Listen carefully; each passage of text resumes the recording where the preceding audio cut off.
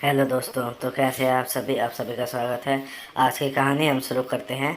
आज फिर सुबह सुबह सासू माँ से बहस हो गई। यह बोलने लगे तो मैंने आंखें दिखा दी। लड़ाई के डर की वजह से यह पीछे हो गए। बच्चे और मैं लेट उठे तो मैंने बच्चों को स्कूल जाने के लिए तैयार कर दिया और कमरे से बाहर आई तो देखा सासू माँ ने लंच और पानी की बोतल दोनों तैयार कर रखी थी। मैंने बच्चों से कहा, चलो जल्दी, बस निकल जाएगी। बहू बच्चों ने नाश्ता तो करा ही नहीं। मम्मी जी आज लेट हो जाएगा, लंच कर लेंगे स्कूल में। तो मैं सासू माँ का एक एक पराठा मोड़ कर बच्चों के हाथ में दे देती है और एक कटोरी दूध पिला देती है।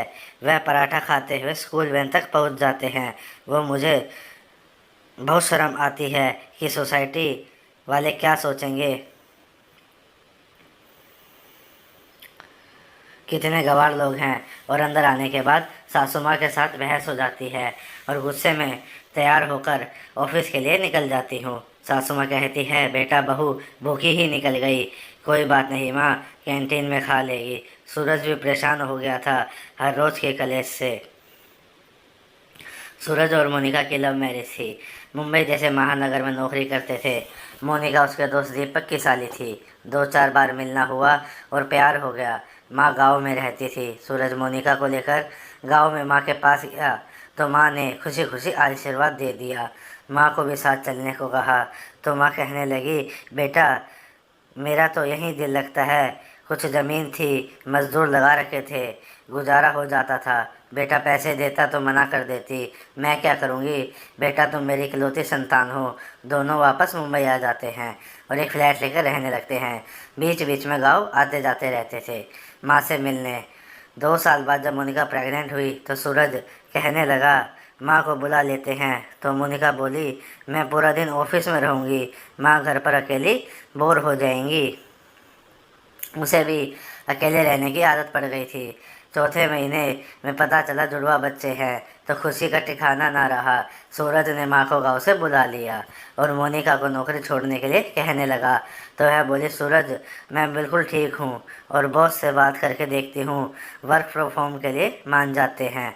तो मोनिका ने बॉस से पूछा तो उन्होंने हाँ कह दिया। मोनिका घर बैठे ऑफिस का काम करती।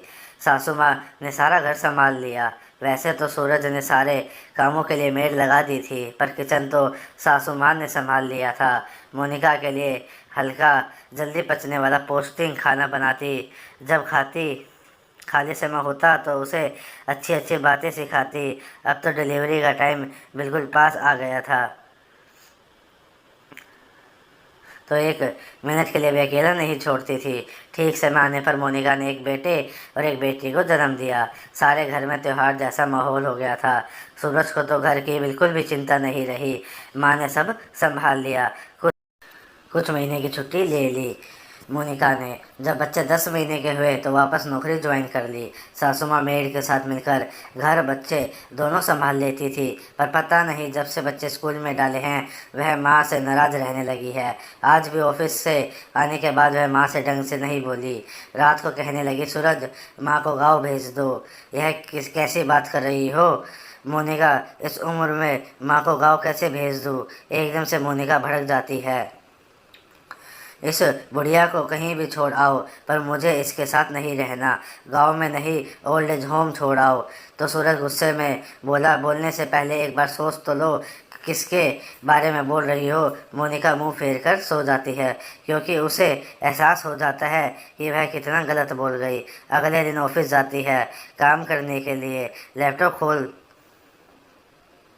रही थी, बराबर में बैठे सहकर्मी का फ़ोन बज उठा। फ़ोन सुनते ही वह रोने लगी। तो मैंने और अंजू, हम तीन महिला ही काम करती थी ऑफिस में, बाकी पुरुष थे। उसके पास गए और बोले, क्या हुआ आस्था। मेरे बेटे के स्कूल से फ़ोन आया है, वह बेहोश हो गया है, मैडम ने बुलाया है, सेकंड क्लास में पढ़ता है। कोई बात नहीं, चिंता मत करो, मैं चलती हूँ तुम्हारे साथ। अंजू जब बॉस मीटिंग से निकले तो उन्हें बता देना, हम स्कूटी पर स्कूल पहुँच जाते हैं। अब बेटा ठीक था, सैंडविच खा रहा था तो आस्था उसको गले से लगा लेती है। मैडम जी क्या हुआ था मेरे बेटे को, तुम्हारी लापरवाही का भुगतान कर रहा था, मैं समझी नहीं। सुबह खाली पेट भेजा होगा तुमने, शायद हर रोज़ भेजती होगी। अरे इतनी गर्मी है, बिना कुछ खाए बच्चे पानी भी नहीं पी पाते, डिहाइड्रेशन हो जाता है।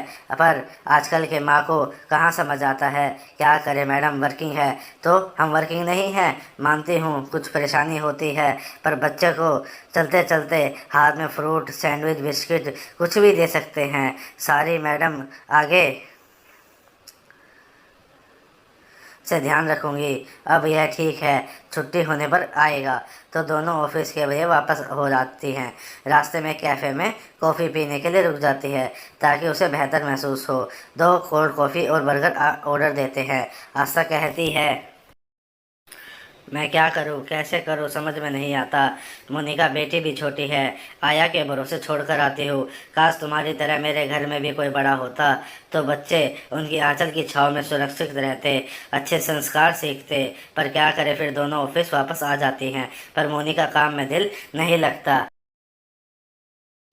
रह रहकर प्रेगनेंसी की डिलीवरी के बाद की सारी बातें याद आती हैं और अपने बोले शब्द पर शर्म आती है। घर वापस आकर सासू माँ से नज़रें नहीं मिलाती हुए भी शर्म आती है और कुछ बोल नहीं पाती। सुबह फिर बच्चों की भागा दौड़ी, सासू माँ नाश्ता बना कर लाए और मुझे देख हिचक गई तो मैंने बच्चों से कहती हूँ, देखो दादी तुम्हारे लिए सैंडविच लाई हैं, जल्दी खा लो।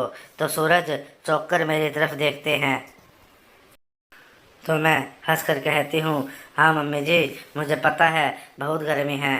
तो दोनों माँ बेटा हंस पड़ते हैं और मैं भी अभी मन ही मन मैं सोच लेती हूँ बच्चों को कभी भी बड़ों के प्यार से दूर नहीं करूँगी। अगर आपको हमारी कहानी पसंद आई हो तो हमारी कहानी को लाइक कीजिए, हमारे चैनल को सब्सक्राइब कीजिए। Thank you for watching our story.